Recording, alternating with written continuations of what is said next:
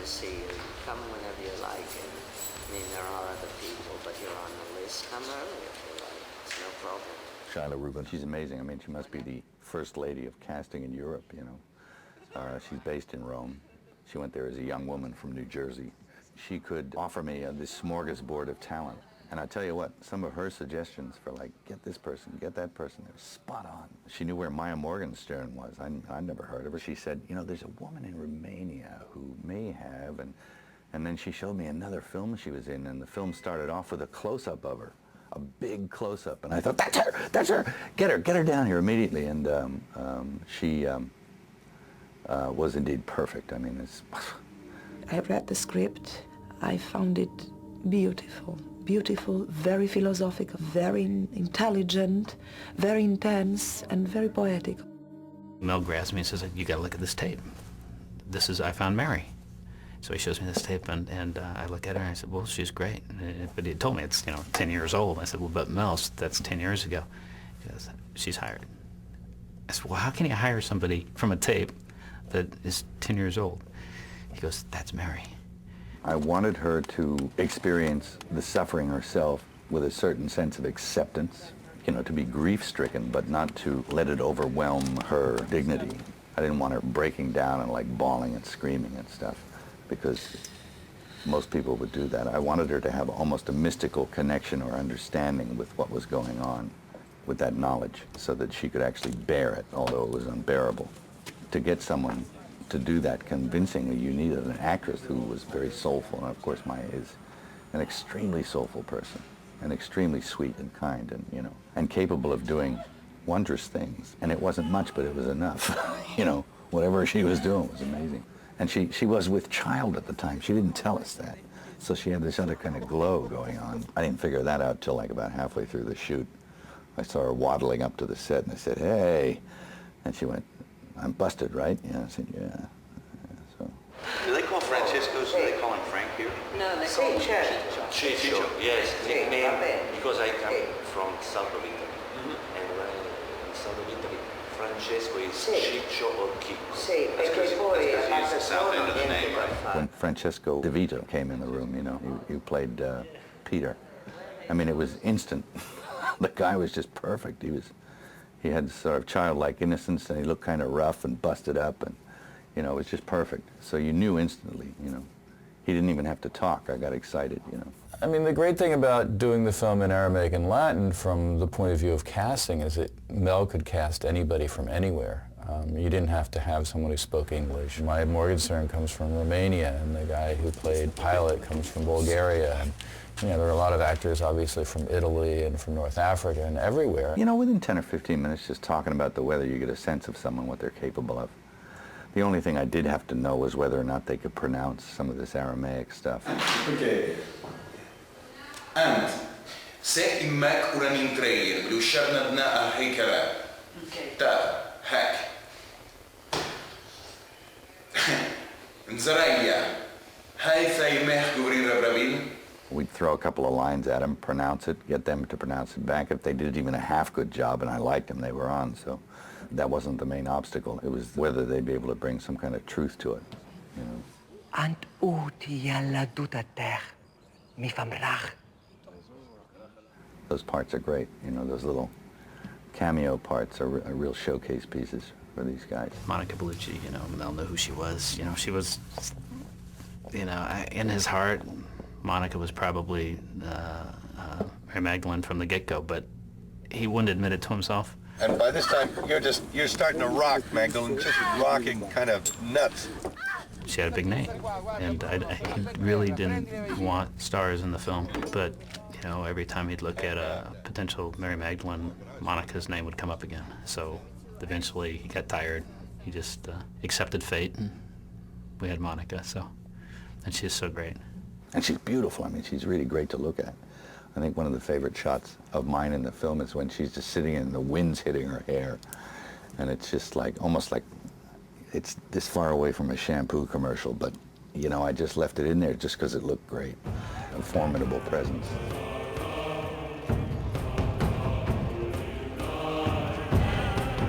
What a trooper Monica was. She was always there, ready to go to work, and something always came up where we didn't need her, and she never complained. She was just there to do her job, and she did a great job.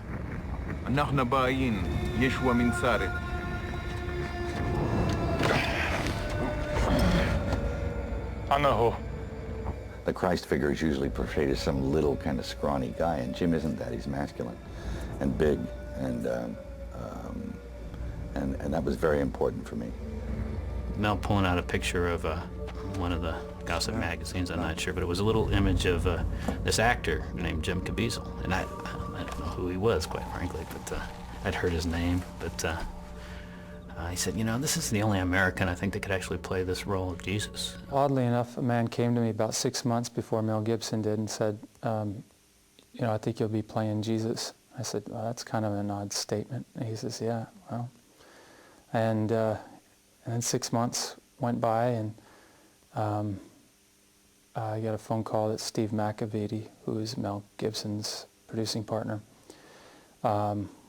wanted to meet with me on a movie called Mavericks. So I went to the meeting, and we spoke for a while, and then Mel Gibson showed up. And the interview kind of turned direction. We started talking about faith, and as he brought it up, I said, I just felt this need to say to him, because all of a sudden, what I heard 6 months prior to this, all of a sudden I remembered that, and I said, you want me to play Jesus, don't you? And he says, well, yeah. And I said, okay. One has not had to go on a creative curve of getting around the idea of Jim Caviezel playing Jesus. He was always going to be the guy, and he's acquitted himself very, very well. Can't think of anybody else that could have done it. He was perfect. I mean, he came tailor-made to do this. He was able to put aside any of his personal kind of wants and just be, which is all that was required, really. It's just be in this situation. And it was, I don't know, he pulled it off. I mean, that's one of the hardest things to do. And I defy anybody else to try that. I don't think there's anybody else. There's another aspect of him that's just otherworldly or inspired or higher. Sometimes you'd forget about everything and just get zoned right in onto what he was doing. It'd be really interesting. And it wouldn't be necessarily the way you visualized it, but you'd get something else, but it wasn't bad. It was like, wow, I never thought of that, you know? And, you know, you'd talk with him about it between takes, and then he'd go and do it again. He wasn't trying anything. It just happened, you know? And that effortlessness and ease with which he just let that happen was, I think, boy, you don't often see that. There's not a performance like it.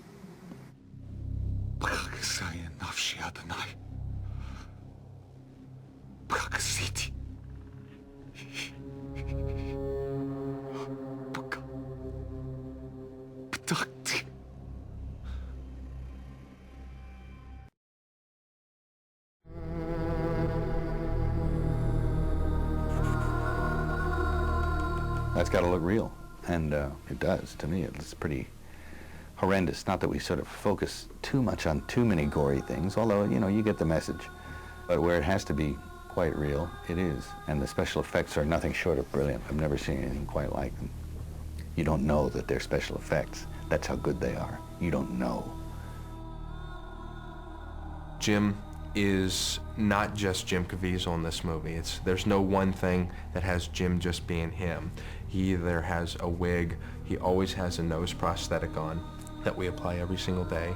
I had a total of 9 different stages to Jim Caviezel's makeup, from start to finish, from Last Supper to Pieta. He gets struck in the face, his eye is swollen, he has some miscellaneous cuts and scratches. Next phase is him being dragged. He's barefoot.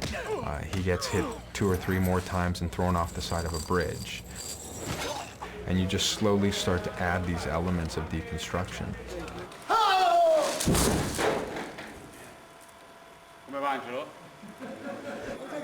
What was born out of this film for the makeup artist is a new technique. We had to have a technique that the actor could be mobile in, could work in, and most importantly, a makeup application that we could do in a timely fashion. If we have an actor in facial prosthetics, full body prosthetics covering every inch of his flesh, a beard, a wig, dentures, you start to add up all these elements and you start to add up time. And when you're doing that 25 days in a row, you can't have 8 and 10 hour makeups. You'll never sleep. The makeup times in this thing are as long as 8 hours, as short as 3 to 4 hours. Depends what we're doing. If we're doing the scourging scenes, it's 8 hours. If we're doing the regular makeup, it's 3 to 4 hours. We ended up developing a technique based off of a temporary tattoo idea. It's a 3-dimensional prosthetic that is transferred to the skin via water. And these prosthetics are attached to giant sheets of paper. And we had this special chair that we'd constructed for Jim. And that way we could get around his entire body. We could get the front, the back, behind the legs, the front of the legs, around the arms. And we were able to take these giant sheets of prosthetics that were attached to paper, stick them on his body, wet it with water, and then peel off the paper, and all these pieces were attached to his body. And it cut the process down of what would normally we kind of guesstimated would have been an 8-hour makeup down to about a 2-hour makeup. There were moments when, just for whatever reason that day, the weather wasn't in our favor. He'd be in this entire makeup after the finished process, and we were unable to shoot. So rather than remove him out of the makeup, he would go home and sleep in his makeup. Literally just his body torn up looking, and his face all, scraped, and his eyes swollen, and sure enough, the next day he would come in, everything would be great, and we'd start our day. Those nights were really nice because we actually got more than 2 hours sleep, so that was good. We got this guy, Tony Bertorelli, on the set one day, and he came in late in the picture because he replaced another actor who had to leave. And he was just walking down to the set, smoking a cigarette in his Pharisee outfit, a cup of coffee, cigarette. He's walking down to the set, and he bumped into Jim in the parking lot in his full getup, and it stopped him. And he had dropped his coffee and everything, and he was just stunned into a complete, stupefied state. And he talked to me about it later. He said it was just astounding. It was like reality and make-believe all got melded into one for a minute, and he was transfixed for 30 seconds where he couldn't do anything. And so that was the impact that Jim's appearance had on someone who had absolutely no notion of what was around the corner. And this was a mature guy, 55 years old, who was completely gobsmacked into paralytic silence, It was like...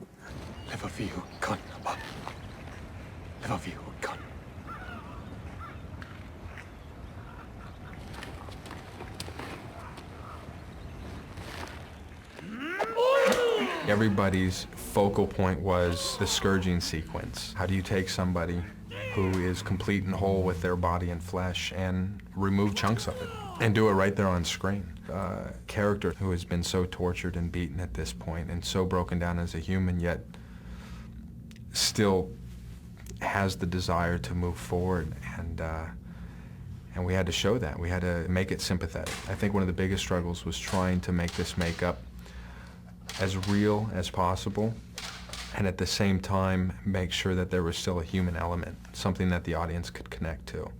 As much as we knew about the makeup effects techniques that create realistic skin qualities, it still wasn't enough. I approached Steve McAvity and said, what if we take visual effects and combine the two?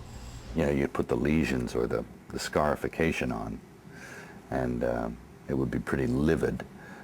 And, the guy wouldn't actually have a flagellum sort of ripping the guy's flesh off or anything.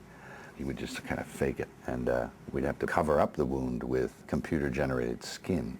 And then as the flagellum would come through, you'd actually reveal the wound that was already on him.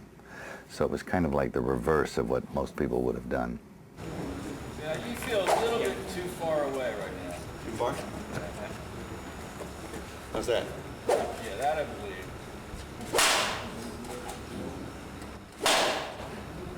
Is that good? You can control it pretty good. I'm not really giving it too hard, like when I'm selling it. Yeah. The actors were always just holding this much of a whip. Never even came close to him with the leather straps or the talons that were on the end. We brought back the actual props and made playback loops of the chosen takes so that he could see what he was doing. Then here in front of a green screen, we had a puppeteer in various, sometimes almost comical positions to try to get himself out of the shot, puppeteering what the actors were doing. It also gave us real lighting, real gravity. The tines interacted with each other. None of that has to be programmed or specifically animated. And at the end of the day, we've got 7 or 8 elements for 7 or 8 shots done. Whereas if we tried to do that with CG, we would have been at it for weeks.